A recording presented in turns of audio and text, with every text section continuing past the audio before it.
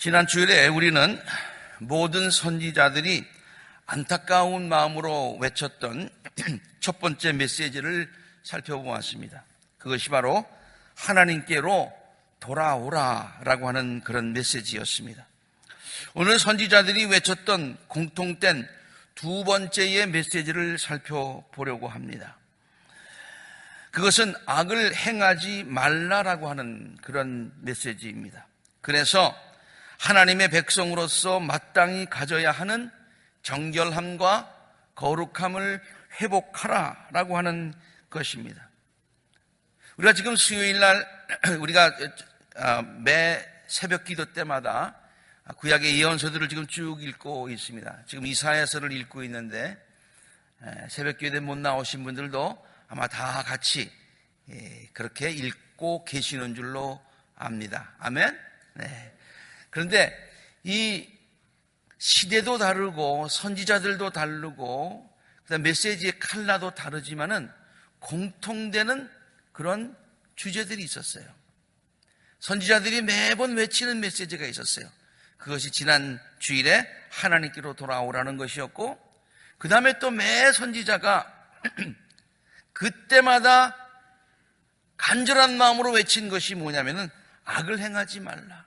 하나님의 백성으로서의 거룩함과 성결함을 회복하라 라고 하는 그런 메시지였다는 것이죠. 오늘도 이러한 선지자들의 외침이 우리들에게 말씀하시는 하나님의 음성으로 들려주시기를 간절히 바랍니다. 선지자들은 죄악으로 가득 찬 세상을 바라보면서 다음과 같은 탄식들을 합니다. 옛날만 그런 것이 아니죠. 오늘날도 사실 마찬가지입니다.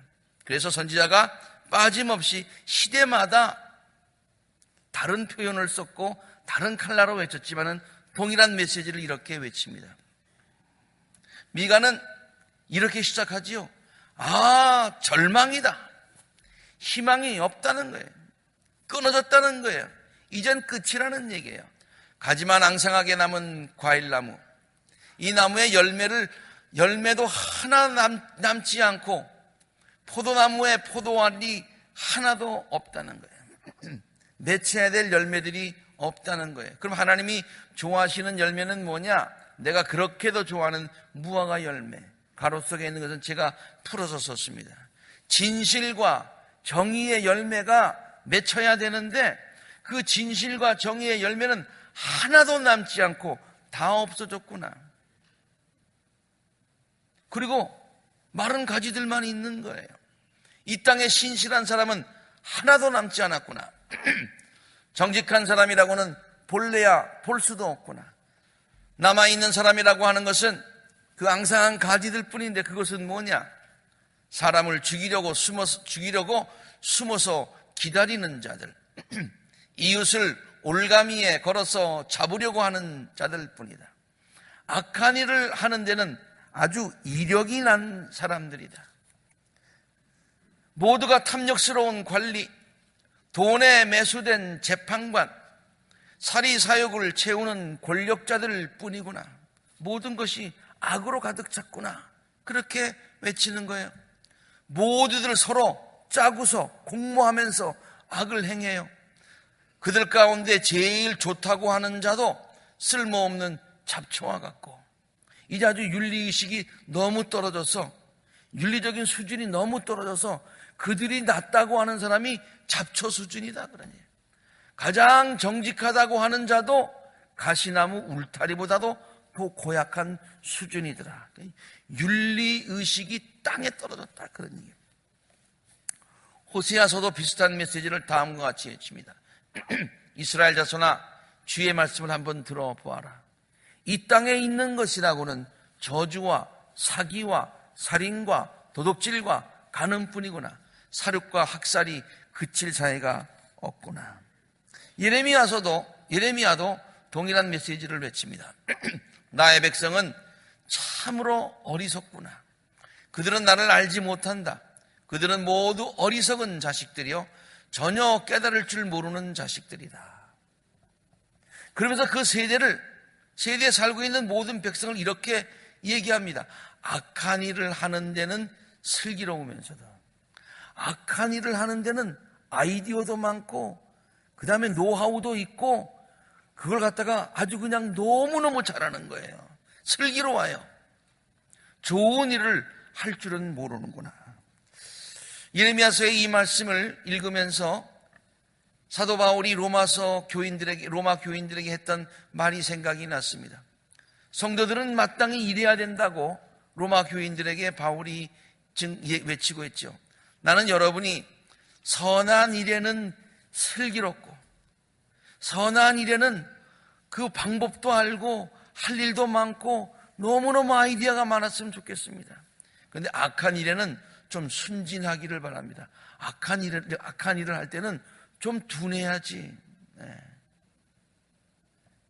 선한 일에는 예민하고 또 지혜로워야지 라고 말씀을 하셨는데 예레미야서에 이렇게 나가는 거예요. 선지자들이 그 당시 모든 사람들을 볼 때에 악한 일을 하는 데는 슬기로우면서도 좋은 일들은 할 줄 모른다고 하는 거예요.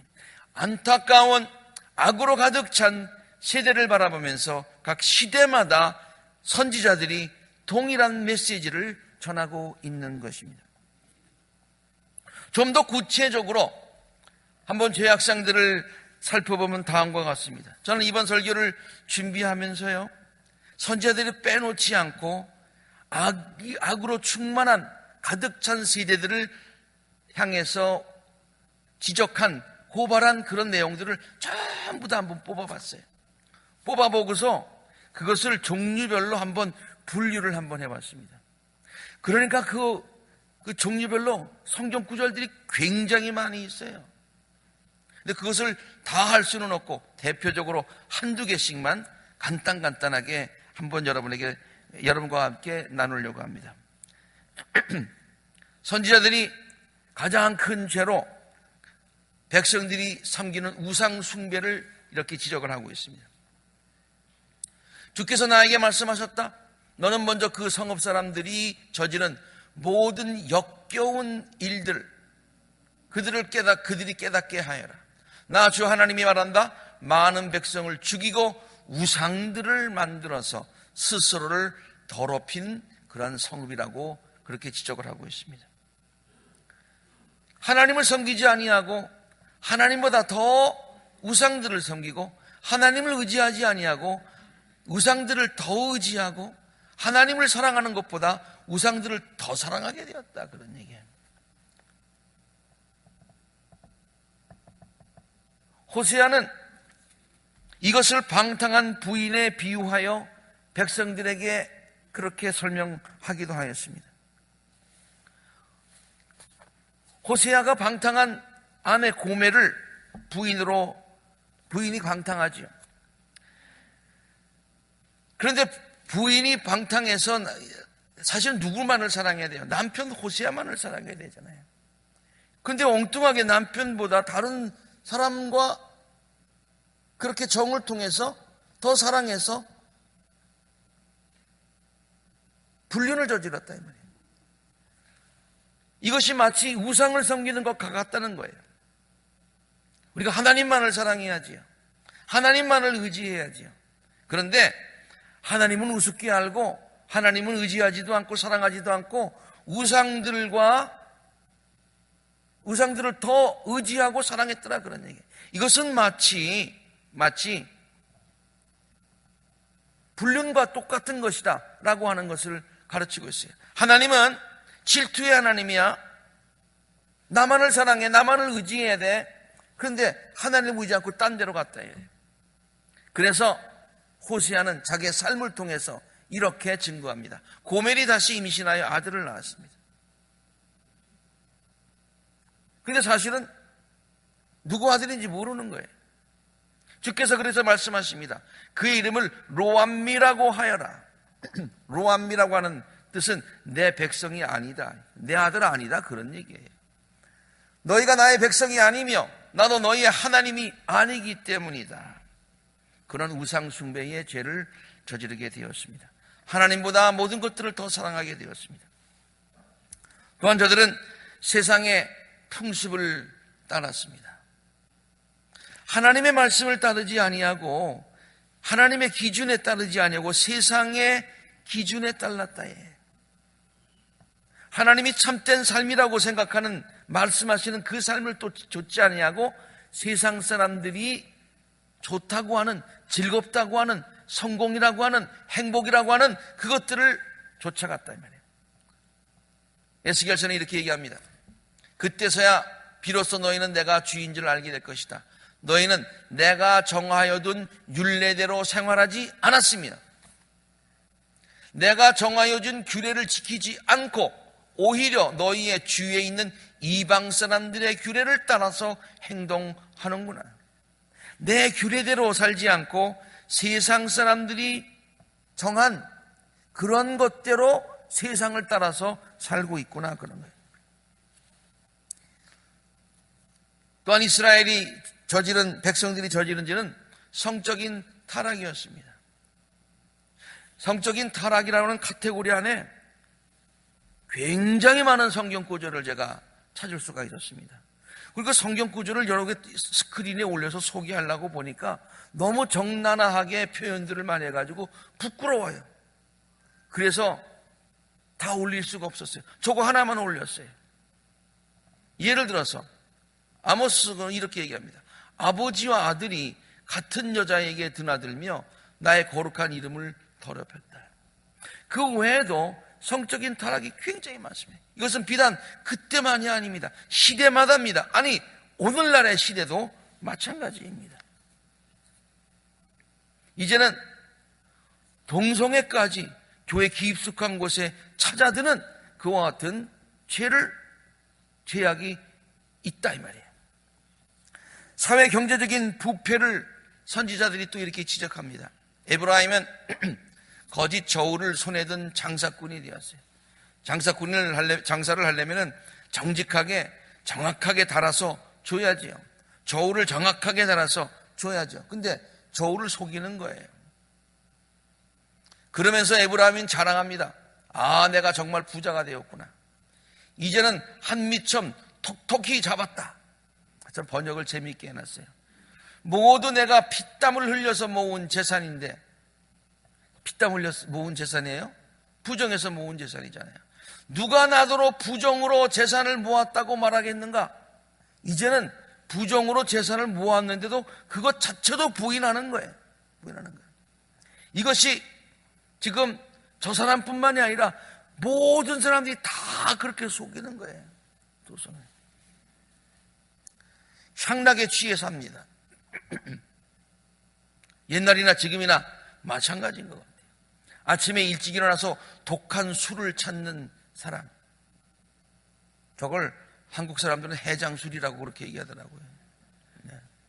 실제로 한국에 가서 아침에 그 식당 가보면요, 술들을 넣고 먹는 거예요. 술들을 넣고. 아니, 저게 물 마시듯이 마셔요. 밤이 늦도록 포도주에 얼이 빠져 있는 사람에게 재앙이 닥친다. 그들은 연애에서 수금과 검은고와 소고와 피리와 포도주를 갖추었는데 모든 것을 싹 갖추고 빈틈없이 파티하는 데는, 즐기는 데는 빈틈없이 돈을 아끼지 않고 다 쓰는데 주께서 하시는 일에는 관심이 없어요. 주께서 손수 이루시는 일도 거들떠보질 않아요. 죄 짓는데, 즐기는 데는 아끼지 않아. 하나님의 일에는 인색해? 그러네. 선지자들은 읽어보면은 사치에 대한 그 죄도 이렇게 고발을 합니다. 옛날이나 지금이나 다 똑같은 거야. 이 성경 말씀을 우리가 읽으면서 너무너무 똑같은 것을 발견하게 됩니다. 시온의 딸들이 교만하여 목을 길게 빼고 다니고, 호리는 눈짓을 하고 다녀. 아주 딸들이 호린다고 하는 얘기는 이렇게 그냥 지나가는 사람을 갖다 그냥 이렇게 윙크하고 그러는 것 같아요. 그래서 꼬리를 치고 걷는데요. 제가 이 말을 히브리어로 찾아보지는 않았어요. 그런데 참 번역은, 미닝은 그런 것 같아요. 굉장히 번역을 잘한 것 같아요. 발목에서 짤랑짤랑 소리를 내는구나. 그날이 오면 주께서 여인들에게 이 모든 것들을 벗기시는데, 제가 이거를 왜 올려놨는 거 아니? 그 당시 사람들이 얼마나 저런 것들로 장식을 많이 하고 그 나름대로 사치스러웠는가라는 것을 보여주는 장면이에요. 발목 장식, 머리 망사, 반달 장식, 귀걸이, 팔찌, 머리쓰개, 머리 장식, 발찌, 허리띠, 향수병, 부적, 가락지, 코골이, 고운옷, 겉옷, 외투, 손지갑, 손거울, 모시옷, 머리수건, 너울들, 하나님께서 다 그런 것들을 벗기신다고 얘기했습니다. 어느 정도로 사치하느냐? 예레미야서는 이렇게 얘기하고 있어요. 예루살렘아, 내가 망했는데도, 예루살렘이 망했어요. 망했으면은 그런 사치를 부릴 수도 없죠. 그런데도 내가 화려한 옷을 입고 금폐물로 못난장을 하고 눈화장을 짙게 하다니 도대체 이게 웬일이냐. 이게. 그것뿐이 아닙니다. 인권 유린에 관한 죄들도 있었습니다. 그러니까 읽다 보니까 돈 있는 사람들은 돈이 있다고 해서, 권력 있는 사람은 권력이 있다고 해서 없는 자들을 마구 착취했더라고요. 옛날만 그렇습니까? 요새도 그런 일이 얼마나 많이 일어나고 있습니까? 한국에서 뭐 요새 얘기하는 권력 좀 있다고 해서, 돈 좀 있다고 해서 얼마나 세를 부리고 나쁜 일을 많이 합니까? 뭐 갑질이라는 말로 쓰기도 하죠. 나 주가 선고한다. 이스라엘이 지은 서너 가지 죄 용서하지 않겠다. 그들이 돈을 받고 의로운 사람을 팔아. 인신매매예요. 신 한 켤레 값에 빈민을 팔어. 그들은 힘없는 사람의 머리를 흙먼지 속에 쳐놓고 짓밟고 마구 갑질을 하는 거예요. 힘약한 사람들의 길을 굽게 하더라, 그런 얘기예요. 위종자들이 부정부패가 심합니다. 뭐 좀 권력 좀 있다고 그러면은 그저 그냥 부정부패를 아무렇지도 않게 생각하는 거예요. 악한 궁리나 하는 자들, 잠자리에 누워서도 음모를 꾸미는 자들, 잠자리에 누워서도요, 뭘 뺏을까, 나쁜 짓 할까 궁리한다는 거예요. 그들은 권력을 쥐었다고 해서 권력이 좀 있는 거예요. 날이 새자마자 밤새도록 생각했던 거 날이 새자마자 음모대로 행동에 옮겨가지고 그런 나쁜 짓들을 하더라, 그런 얘기예요. 탐나는 밭을 빼앗고요, 탐나는 집을 제 것으로 만들고요, 제 임자를 속여서 집을 빼앗고요, 주인에게 딸린 사람들과 유산으로 받은 밭을 제 것으로 슬쩍 이렇게 하고 말이죠. 위정자들만 그렇습니까? 말하기 부끄럽습니다마는 종교 지도자들의 부패도 굉장히 많이 지적을 하고 있더라고요.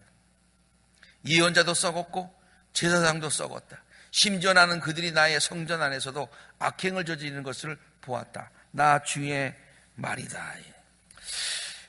성경에 있는 이 모든 예언서들의 말들을 선지자들이 안타까움으로 외치는 이 말들, 이 외침들을 들어보면 말이에요, 오늘날 우리들에게, 우리 사회에 하는 그런 말씀인 것을 깨닫게 되는 거예요. 그런데요, 이렇게 죄악이 만연한 이유를 선지자들은 다음과 같이 지적합니다. 지금까지 많은 죄들을 짓고 있는데 이런 일들이 왜 생기느냐? 그것은 뭐냐면은 이 땅에 진실이 없고 사랑이 없고 하나님을 아는 지식이 없다는 거예요. 하나님을 아는 지식이 없다는 거예요. 어떻게 살아야 할지를 모른다는 거예요. 진실되지 못하다는 거예요. 그러니까 저들이 아무런 죄책감 없이 그저 마음대로 이런 잘못들을 저지른다. 무엇보다도 저들이 죄를 지면서 아니한 생각을 한다는 거예요. 그것은 옛날이나 지금이나 똑같은 것 같아요. 예레미야는 다음과 같이 얘기합니다. 하나님은 끝없이 화를 내시는 분이 아니다. 언제까지나 진노하시는 분이 아니다. 맞는 얘기인데요, 그 말을 아주 나쁘게 이용하는 거예요. 하나님은 끝없이 화내시는 분이 아니야. 언제까지 진노하시는 분이 아니야. 그렇게 말하면서 온갖 악행을 마음껏 저질러요. 왜? 하나님은 화 안 내시니까. 하나님은 진노 안 하시니까. 그 죄에 대해서 무감각한 거예요. 옛날에 대학생 때, 대학교 다닐 때 이런 노래를 부르면서 말이죠. 그것도 기타 치면서 막 좀 불렀던 게 참 창피해요. 엿새 동안 죄를 짓고 하루만 회개한다 하면 천당에 간다네 세상 요지경 뭐 이런 불렀어요. 엿새 동안 죄를 짓고 하루만 회개하면 천당에 간다네 세상 요지경 랄랄랄랄랄랄라 하면서 나 놀고 이게 뭔지도 모르고 그랬어요. 뭔지도 모르고. 에스겔서 12장 22절에도 마찬가지. 사람들이 이렇게 얘기한다는 거예요. 사람들이 세월이 이만큼 흐르는 동안 무슨 말이냐면 내가 여태까지 살아보니까 환상으로 본 것 치고 예언자들이 환상으로 예언하고 하나님의 말씀이다, 하나님의 심판이 임한다 라고 말씀하신 모든 것들이 이루어진 것 있냐 그런 얘기예요. 세상에 종말이 온다고 그랬는데 종말 왔냐 그런 얘기예요. 하나님이 당장 심판하시고 하늘에서 불을 내리치겠다고 그랬는데 불을 내렸냐 그런 얘기예요. 죄를 지면 하나님께서 벌하신다고 그랬는데 저 죄진 사람 봐라 벌 받았냐 그런 얘기예요. 그러면서 다른 사람 다 아는데 뭐 하면서 그런 속담을 믿으면서 얘기하면서 그냥 아무 감각 없이 한다는 거예요. Everybody does that. 모든 사람이 하는데 뭐 What's wrong? 이게 뭐가 잘못이야? I'm not the only one. 나 혼자 하는 것 아니잖아. Everybody does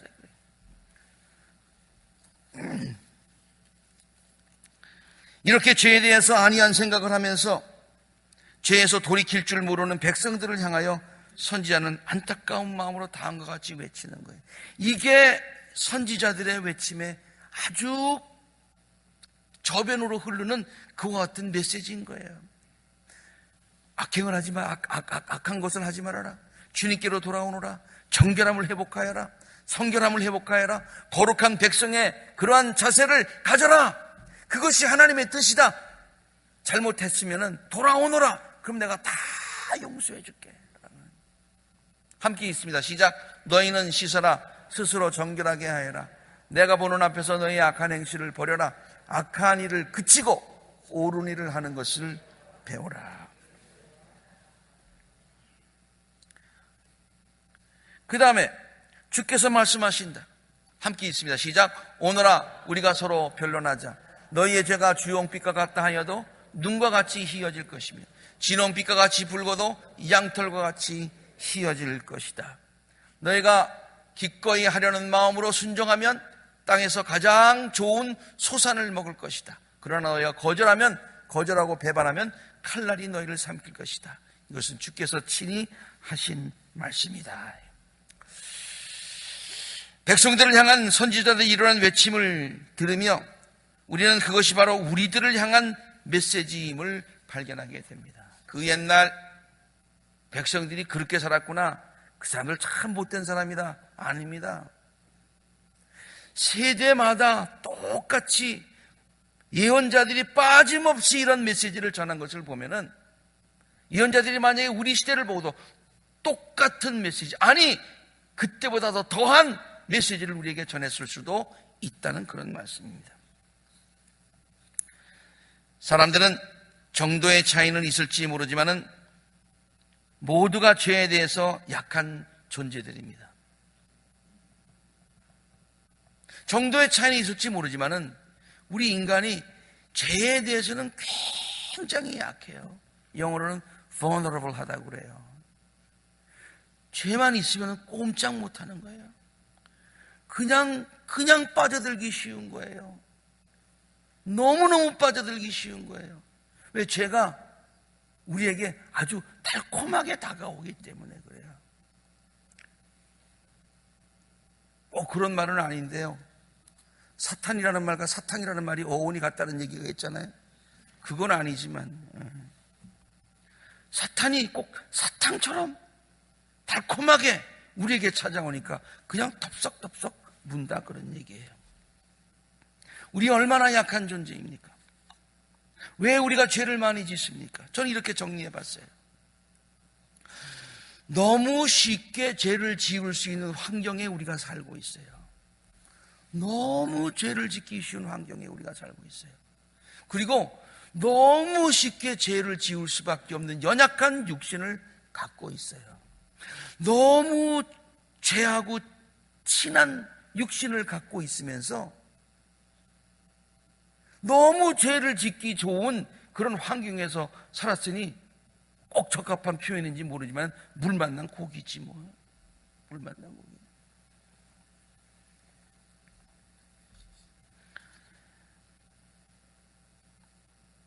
우리들이 갖고 있는 육신의 본능들, 우리로 하여금 쉽게 죄를 짓게 합니다. 틈만 있으면 죄를 지으려는 만반의 태세를 갖고 있는 것 같아요. 참 안타깝습니다. 참 안타깝습니다.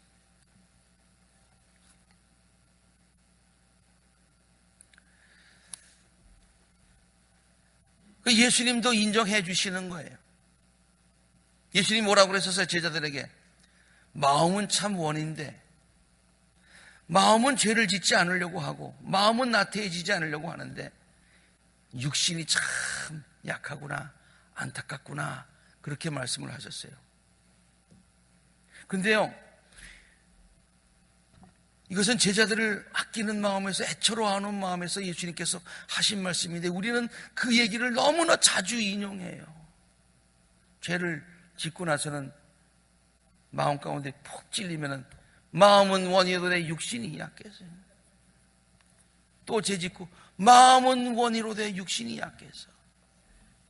맞습니다. 우리가 죄를 짓기 좋아하는 사람이 어디 있겠어요? 죄 안 짓고 싶어 하죠. 그러나 육신이 약해서, 이 세상이 약해서 핑계를 댄다 그러냐. 마음이, 육신이 약한 것은 사실이지만 그것이 우리가 죄를 짓는 정당한 이유는 돼서는 안 된다 그런 얘기예요. 그럼에도 불구하고 예수님께서 우리를 향해서 너희들이 마음이 원이돼 육신이 약하구나, 그럼에도 그것을 아심에도 불구하고 우리들에게 요구하시는 것이 있어요. 그럼에도 불구하고 너희들은 하나님의 백성이에요. 거룩함을 회복해, 성결함을 회복해, 그래야 너희들이 나의 자녀요, 나의 백성이다 그런 얘기예요. 레위기서 19장 1절과 2절에 있는 말씀입니다. 주께서 모세에게 말씀하십니다.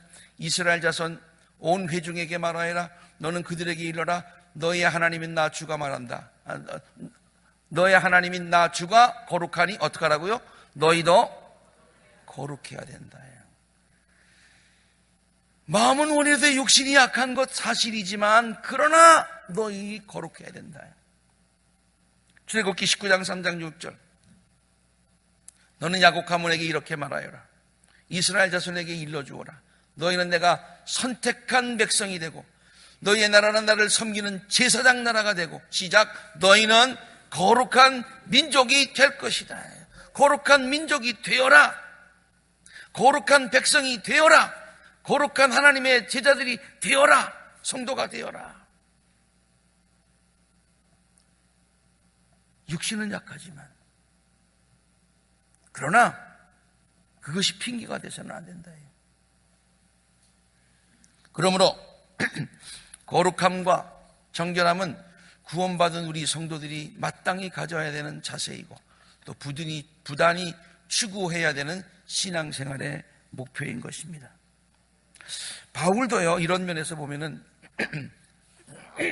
바울 서신을 읽어보면은 우리 성도들이 거룩해야 된다는 얘기를 굉장히 많이 하고 있어요. 나는 여러분을 순결한 처녀로 오직 한 남편인 그리스도에게 바치려고. 나머지는 읽지 않겠습니다만은 순결함, 진실함, 그것을 지켜야 된다. 그래서 우리는 마치 신부가 순결함과 정결함을 지켜야 되듯이 신부된 우리들은 신랑 되시는 예수님 앞에서 정결함과 순결함을 지켜야 된다는 거예요. 신부에게 정결함과 순결함이 최고의 덕이듯이 성도들에게 최고의 덕은 신실함과 성결함과 순결함이다. 에베소서에서도 마찬가지입니다. 여러분은 지난날에 생활 방식이 얽매여서 허망한 욕정을 따라서 죄를 짓고 그렇게 살아가는 사람이 아니라 거룩함으로 지으심을 받은 새 사람을 입으십시오. 로마서 1장 12장 1절에도 이런 말씀을 하고 있습니다. 여러분의 몸을 하나님께서 기뻐하실 거룩한 산 제물로 드리십시오.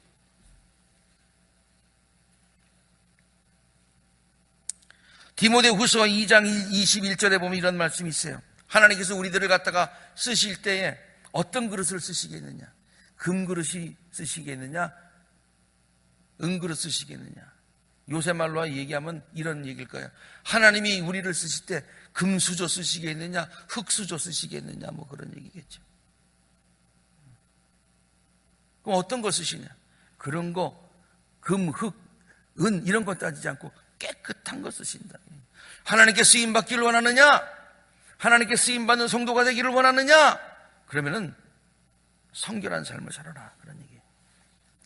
데살로니가전서 4장 3절에 있는 말씀 함께 읽습니다. 시작. 하나님의 뜻은 여러분이 성결하게 되는 것입니다. 이렇듯 거룩함과 정결함은 구원받은 우리 성도들이 마땅히 가져야 되는 자세이고요. 동시에 우리 모두가 부단히 추구해야 되는 신앙생활의 목표인 것입니다. 그리고 악을 행하지 말라는 선지자들의 간절한 외침은 우리들로 하여금 이러한 거룩함과 정결함을 회복하게 하기 위함인 것입니다. 앞으로 계속해서 이 연서를 읽으시면서요, 새벽마다 혹은 집에서 읽으시면서 시대마다 모든 선지자들이 외치는 이러한 외침에 우리가 귀를 기울이실 수 있게 되기를 바랍니다. 그리고 마음은 원이로되 육신이 약하다, 이런 핑계가 아니라 그 외침을 들으면서 우리의 심령 깊은 속에서 회개하고 또한 구체적으로 거룩하고 정결한 삶을 회복하는데 우리가 부단히 노력할 수 있는 복된 사순절 기간이 되시고 복된 성도님들이 되시기를 주의 이름으로 축원합니다. 함께 기도하시겠습니다.